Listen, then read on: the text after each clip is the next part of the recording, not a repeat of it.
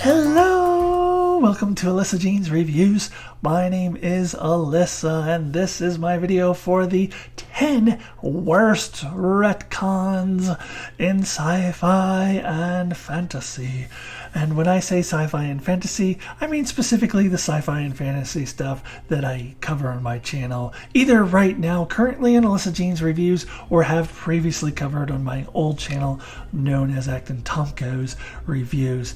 Actually, there's some fun stuff on here from shows that I have not covered in a very long time, so I'm looking forward to that because that's a lot of fun for me. So I've also warned you, though, in case you're not a Trekkie, that exactly 50% of the entries on this list do come from the Star Trek universe, just so you know. So first, let's talk about what a retcon is. So the term retcon is the shortened form of retroactive continuity, and one definition of retcon is this. So in a film, television series, or other fictional work, a piece of new information that imposes a different interpretation on previously described events. So a retcon usually rewrites the history of a character or rewrites the history of a series of events in a given television show or a franchise. I think retcons are more likely to occur the more material there is, which is probably why half of these are from Star Trek, because there is so much material in Star Trek that it's almost inevitable that there's going to be some bad retcons along the way. And I do want to make clear that I am talking about bad retcons here. I think there's a common misperception that a retcon simply by its existence is just by nature a bad thing, and I don't think that is always the case. I think it is possible sometimes for retcons to be necessary and to serve the plot well, and they work when they are able to fit seamlessly into the plot to the point where you don't even really notice that the retcons. You can actually be convinced that they always were like that. However, these retcons on this list are not like that. They are bad retcons. They stick out like a sore thumb.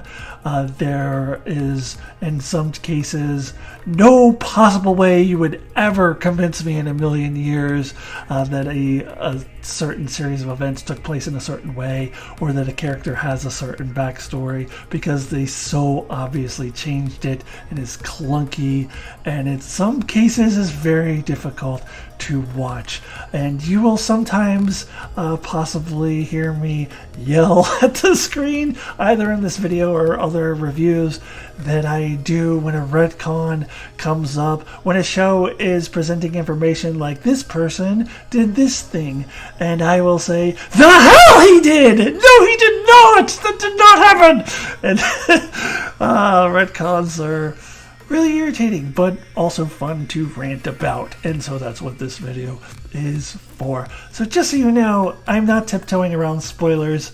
This is all old stuff, so I'm going to spoil the crap out of it, and there's no way to talk about these retcons without spoiling things. So if you come across something you haven't seen before, you can always fast forward past it, because there will be screenshots on the screen to show you what I'm talking about, so you can fast forward past that screenshot till you get to the next number if you don't want to be spoiled on something, but I have to spoil the things.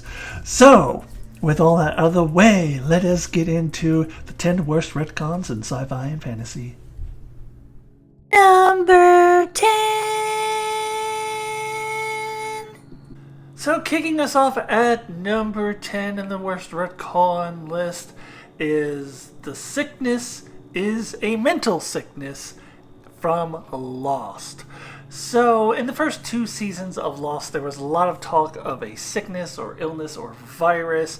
You see a lot of evidence that there's something going on, and you see Desmond wearing a hazmat suit in season 2. There's just a lot of circumstantial evidence about it, but none more prominent than the first scene that we get with Danielle Rousseau in season 1 when she meets Saeed and tells him about the story of when she crashed on the island and that all of her comrades got this sickness, and it is very clearly tied in to whatever this other airborne virus or whatever else that's going on in the rest of the show. And it was very clearly a physical illness that she was talking about.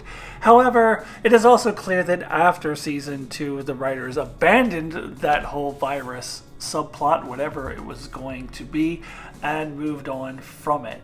So then this becomes a problem in season 5 when we finally do get Danielle Rousseau's backstory. Now, a lot of the fans were calling for her backstory. They wanted to see it, and myself included.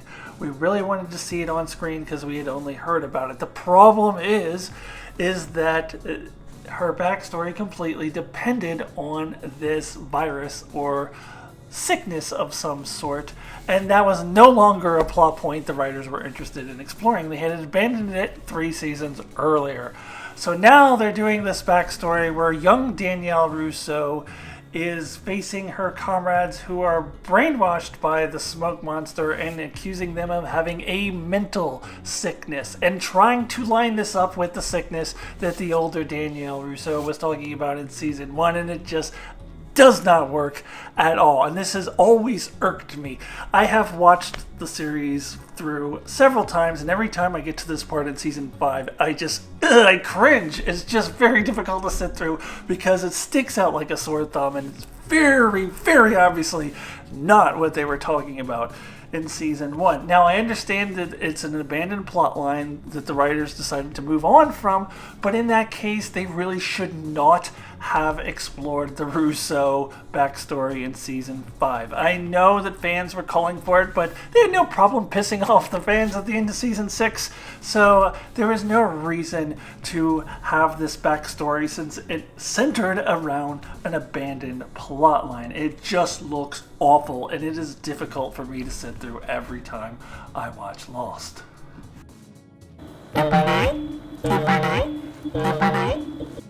At number 9, Benjamin Sisko is half prophet from Star Trek Deep Space Nine. So in the beginning of season 7, the final season of Deep Space Nine, the show declares that Benjamin Sisko never actually knew his real mother, and his real mother was in fact a prophet, one of the wormhole aliens, one of the alien entities that the Bajorans have worshipped as gods for many centuries.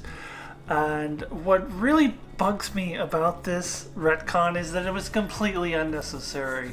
So I do actually really enjoy Sisko's ending. I've always liked his ending, where he goes off with the prophets in the final episode, and it's kind of open-ended. We don't know how long he stays in there with them, but it was completely not necessary for him to be half prophet in order for that to occur. They had already established a very strong connection between this character and the prophets because he was the Bajoran emissary to the prophets, which was established in the very, very first episode of the entire series, which was called The Emissary. So he is already the emissary, so I do not understand why they felt the need to make up this ridiculous story that Sisko's mother was really a prophet. No, she was not!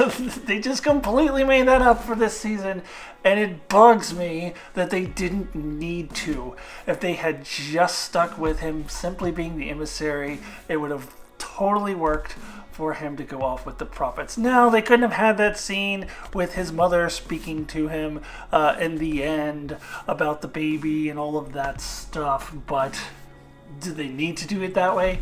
They could have had any prophet. Honestly, I don't think that that was necessary at all, and this retcon will always bug me to no end. 8, number 8. At number 8, the Borg Queen has always been there from Star Trek First Contact. Not to harp on this issue or get too repetitive, I realize I did just release an entire video all about this last week in my unpopular opinion series called Star Trek First Contact is not a good film, and this was one of the major problems I had with the film is the very existence of the Borg Queen, honestly. She contradicts everything that had ever been established established about the Borg previously, and she's very much an individual and uses I pronouns all of the time. And that's what the entire episode of Borg was all about how the Borg don't use I pronouns and how they don't see themselves as individuals, unless, of course, it's the Borg Queen, because they can do whatever the hell they want to with the Borg Queen. And I know I mentioned this in my other video as well, but it really pisses me off when Data asks her directly why she uses I pronouns, and she comes up with the lamest of excuses that Data just simply would not understand, which tells me that the writers don't actually have an explanation for why she uses I pronouns, because it makes no sense and goes against everything they had previously established. But what really irks me is that she then tries to say she was there with Locutus, and Captain Picard remembers seeing her as Locutus. And sure, you can say, oh yeah, well, she was just off screen, whatever. But go back and watch Best of Both Worlds and try to imagine the Borg Queen being there. You cannot, and the reason is because the entire character of the Borg in those episodes is completely different. So trying to picture the Borg Queen being there in the background makes no sense, because she just does not fit. They crammed her in to the Borg storyline in this film in order to sell movie tickets, which they pretty much have flat out admitted that is why the Borg Queen exists. So I still don't think this film is a good movie, and this retcon comes in at number 8 on my worst retcon list.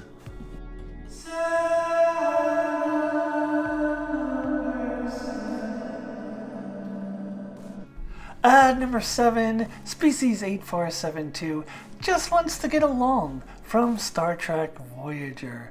So, you know, they just want to be loved. Is that so wrong? So, Species 8472, of course, was first introduced in the epic 2-part episode Scorpion Part 1 and 2, which are some of my favorite episodes, not only in Voyager, but in the entire Star Trek franchise, and that has everything to do with Species 8472, which was introduced to represent a more formidable opponent than the Borg, and a more menacing opponent than the Borg. They are presented as a fascist race of aliens who have no other intent than to wipe out all inferior species, which for them includes not only the humans, but also the Borg. And the fact that they consider the Borg inferior makes them that much more formidable and scarier.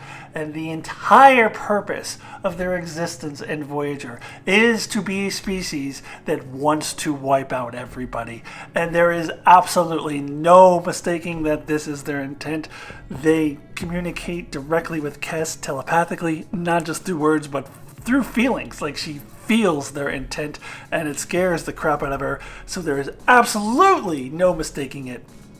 But then we have Season 5 of Voyager and a very crappy episode called In the Flesh, which tries to reinvent Species 8472. So Species 8472 in this episode are recreating a simulation of Starfleet Academy and disguising themselves as humans and communicating with Voyager through vocal speech, all of which is a retcon in and of itself, as they had never shown any inclination to be able to disguise themselves as humans or to speak vocally. But that is far from the worst offense of this episode, because this episode tries to make the case that Species 8472 actually views Starfleet as the aggressors, and they see themselves as the innocent victims who are just trying to defend themselves against the aggressive Starfleet. And there is no way in hell that was the case in Scorpion Part 1 and 2, because that goes against the entire purpose of the existence of 8472 on the show. The entire reason they were written into the show is to be this fascist alien race who wants to wipe out all inferior species, including the Borg and the humans. So to now try to say that they see themselves as the victims is absolute nonsense. And the only good thing I can say about this episode is that after this episode, we never hear about it again, never see Species 8472 again, and so now I can just pretend it never existed and enjoy Scorpion Part 1 and 2 as some of my favorite episodes in the franchise. Number 666, number 6. At number 6, all of this so that Ben could get some spinal surgery from Lost. So the others, through the first 2 seasons of Lost, are some of the most terrifying and ominous villains in the history of television. They are creepy, they are unstoppable, and most of all, they are mysterious. You have no idea who they are and what they want. So, in Season 3, it's revealed that who they are is, just suburbanites. They hanging out in the suburbs of the island. And what they want is to get spinal surgery for their leader, Benjamin Linus. So, first of all, Ben Linus was never really supposed to be the leader of the others. He was introduced in Season 2 as a character named Henry Gale, and it was on the strength of Michael Emerson's acting that the showrunners decided to go ahead and make him the leader of the others. And I do agree his acting was amazing, and he does deserve to be the leader of the others. However, once they did that, then they had to come up with a motivation for Benjamin Linus, so they came up with this nonsensical storyline about needing spinal surgery from Jack. So if that's what they really needed, the way to do that would have been to approach the 815 survivors with kindness and pretend to be their friends and manipulate them. And the funny thing is that Ben is actually really good at that. He would have actually pulled this off very well, and it would have worked. So they do try to pretend like they're the good guys after they've already been terrorizing them for 2 seasons, and it's kind of not going over well at that point. So they should have done that from the beginning if what they actually wanted was the spinal surgery. But the reason why they didn't do that is because in the beginning they didn't want the spinal surgery. That was something that was completely made up for Season 3. And when you go back and watch the others' behavior in Season 2, it absolutely does not fit at all. There is no way that that's what the others are doing. They are not stealing children in the middle of the night so that Ben could get spinal surgery. That is ridiculous. It is unfortunate. However, I will say that Season 3 of Lost is still one of my favorite seasons of the show, and the finale is actually one of my favorite episodes of all time in any series. So it didn't ruin the whole show or anything, but I still wish they hadn't done it that way. Number 5, number 5, number 5. At number 5, Dr. Bashir is genetically enhanced from Star Trek Deep Space Nine.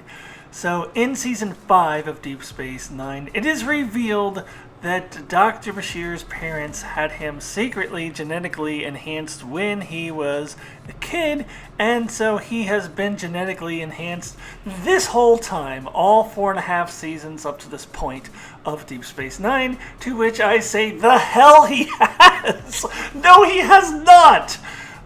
So the excuse they give in this episode is that Dr. Bashir has been hiding his genetic enhancement, and anytime he has a chance to use it, he has been resisting to use anything to his advantage so that nobody would know about his secret. So you're telling me all the way through the first 4.5 seasons, when Dr. Bashir really needed to save somebody's life and wasn't able to, that he resisted using his genetic enhancements in order to help him save somebody's life? I call bullshit on that, and I point to specifically the episode The Quickening at the end of Season 4, where Dr. Bashir was desperate to save these people from this plague, and he would have done anything to find a cure, and if his genetic enhancements would have helped him, then he absolutely would have used them. So there's no way that he had any genetic enhancements prior to this point, and then all of a sudden he has it.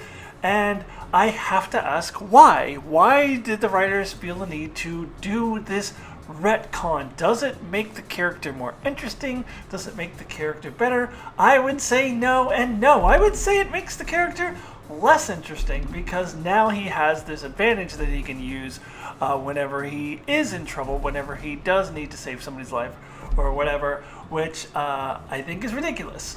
I don't know why they made that change in this character. So that is why this is number 5 on my list of worst retcons. Number 4. At number 4, the Sandman killed Uncle Ben from Spider-Man 3. Now, let me take a quick moment to reflect on the fact that this is the 3rd retcon on my list that involves a guy named Ben. Don't ask me why that is. Anyways, so this is from Spider-Man 3, of course, the Sam Raimi Spider-Man films.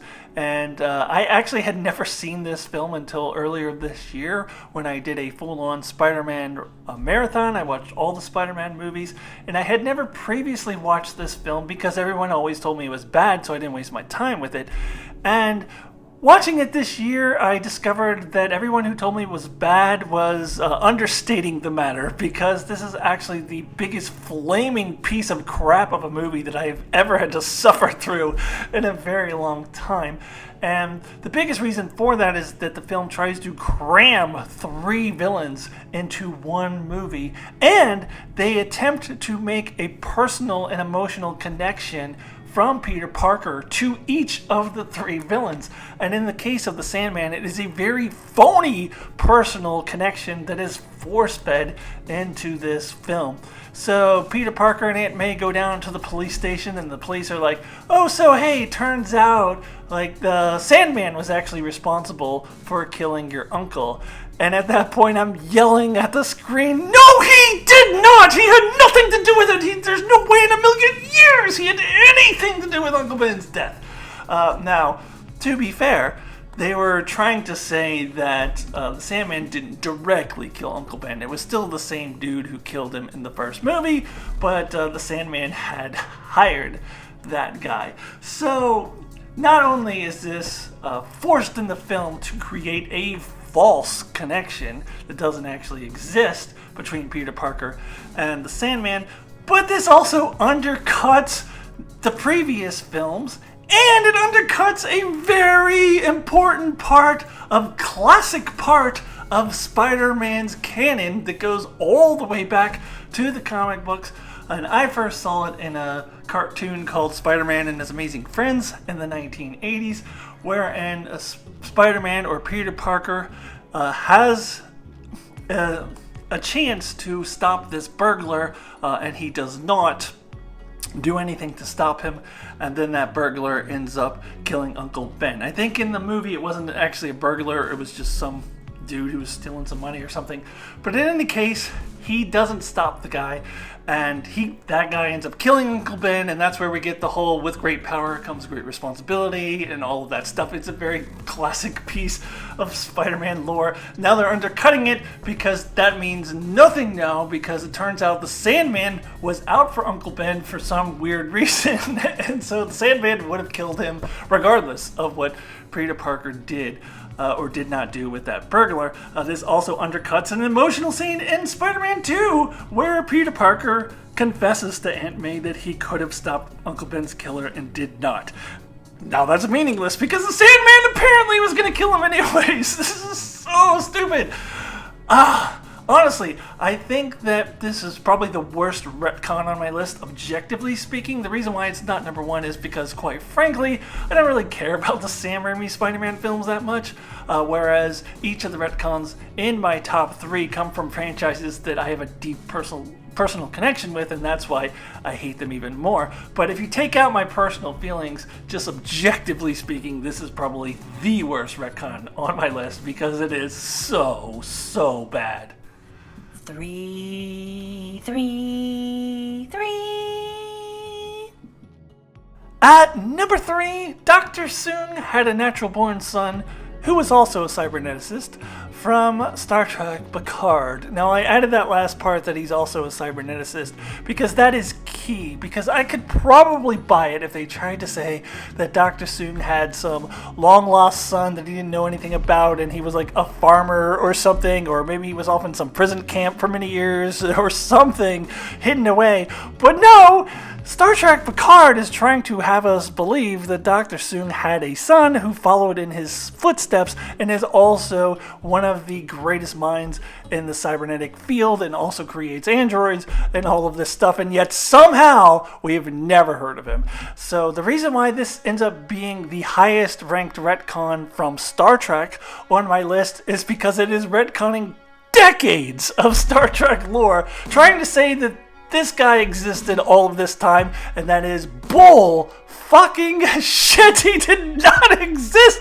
So first of all, in the episode Brothers of the Next Generation, which features Dr. Soong, though he does not flat out say that he has no natural children, it is very, very strongly implied that Data and Lore, the children he created as androids, are the only children he has. That's why I might buy that it could be some long-lost son that he didn't know anything about. But to say that he had a son who was also building androids, no, he did not! So why did he never come visit Data in all that time? Why did Data never mention him? Why did nobody ever mention him? Why did Bruce Minex not mention him in the episode Measure of the Man? Because he did not exist. So they are retconning decades of Star Trek lore. And what really gets my goat is that this once again is something they didn't need to do. Like, this character could have been anybody. I think they just wanted to give Brent Spiner something else to do.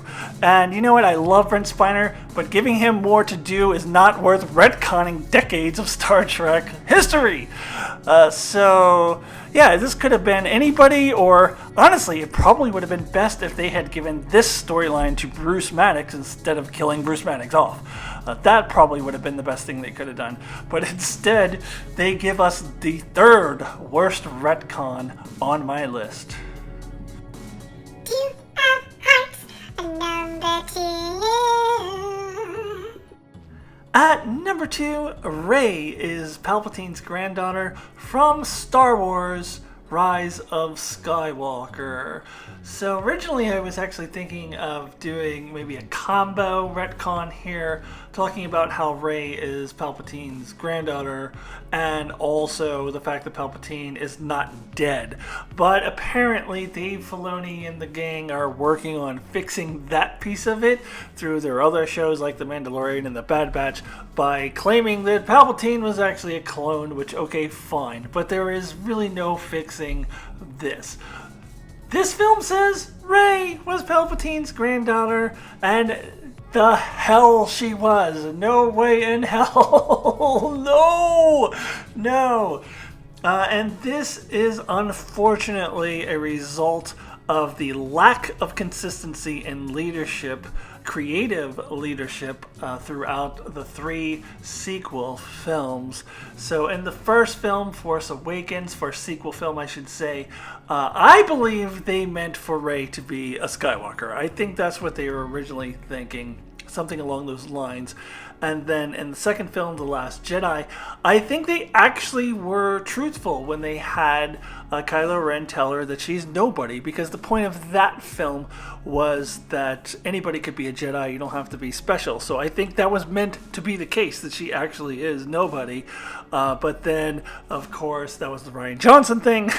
And then we have a different creative force behind the third film, Rise of Skywalker, and now they're going in another new direction where all of the sudden she is Palpatine's granddaughter, and Palpatine comes back to life, whether he's a clone or not, and it is absolutely ridiculous. The scene where they show Rey and she's shooting blue lightning out of her hands, that was supposed to indicate that she's Palpatine's granddaughter, I literally laughed out loud at that scene because it just looks ridiculous. It just does not fit.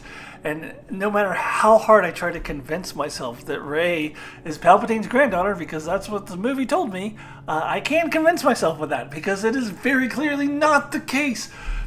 So I know Dave Filoni and the gang are trying to fix the clone thing, the Palpatine thing, but you can't fix everything. I really wish they would just redo these sequels, and I'd be happy if it was still the same characters. I would love to still see Rey in the sequels, but just do new ones. Pretend that these never happened because they're completely broken. And this retcon is a prime example of why these films did not work. And now, the number one worst retcon in sci-fi and fantasy. At number one, Daenerys Targaryen is capable of mass murdering innocent people from Game of Thrones. Now, one might say I may be stretching the definition of a retcon just a little bit in order to fit this in there, because this is a drastic character change. But I think it still qualifies as a retcon because the show is trying to have us believe that Daenerys has this within her, that she has always had this as part of her character, where she is perfectly happy to go kill peasants, poor people, women and children by the hundreds without blinking an eye. And in fact, the show has actually set up the exact opposite of that. Through the first 7 or so seasons, that Daenerys has always stood up for the little person. She always has defended the peasants and the poor people and the women and children, the defenseless. She's passionately stood up for them. It has been her purpose in life to defend the weaker, the poorer, and the people who cannot defend themselves. That's what she had been doing for 7 seasons. And yeah, I realize that there is a vocal minority, and they are in the minority, of Game of Thrones fans who think that this did make sense because she's the Mad Queen, quote unquote, and she has brutally murdered people in sadistic ways before. And yes, she has, but those people have always been slave owners, rapists, pillagers, murderers, and she kills them in defense of innocent people because she stands up for innocent people. She doesn't kill them. So, yeah, this is a retcon. Now, the argument also goes that, well, if she's capable of sadistically murdering anybody, even if they're slave owners, it's only a matter of time before that expands to other people. Maybe that could be possible, but if that were to be the case, then the show would have to show us that transformation. How does she go from murdering only slave owners and murderers to defend innocent people to now murdering innocent people herself? How does that transformation happen? They did not show us at all. It comes out of complete, absolute nowhere. Now, the reason why this is number one on my list is because this is the only retcon on my list that actually ruined a show that I loved. I was talking to my brother about this recently. I can't go back and watch previous episodes of Game of Thrones anymore. There were some great episodes of Game of Thrones, some of the greatest episodes in all of television were in this show, and I don't know if I can ever look at them again because they were ruined by the ending, and specifically ruined by this plot point. Because if they had not had this, if they had not had Daenerys murder innocent people, but it still, was a rushed ending, and Bran was still the king and stuff like that, and there were still things that I really didn't like about it, I'm sure I would have been disappointed, but it would not have ruined the entire show for me. So this retcon has ruined one of my favorite shows of all time, or what used to be one of my favorite shows of all time. I can't watch it anymore because of this awful retcon. It is not only the worst retcon in sci-fi and fantasy, it is the worst in history of television, or at least as far as I've ever seen, and I will stand by that to my dying day. Alright, thank you for joining me for my top 10 worst retcons in sci-fi and fantasy. I'm sure there are plenty other ones that I forgot about, so if you can think of any I missed, please put them in the comments below. In the meanwhile, make sure you subscribe if you have not already, and I will see you soon.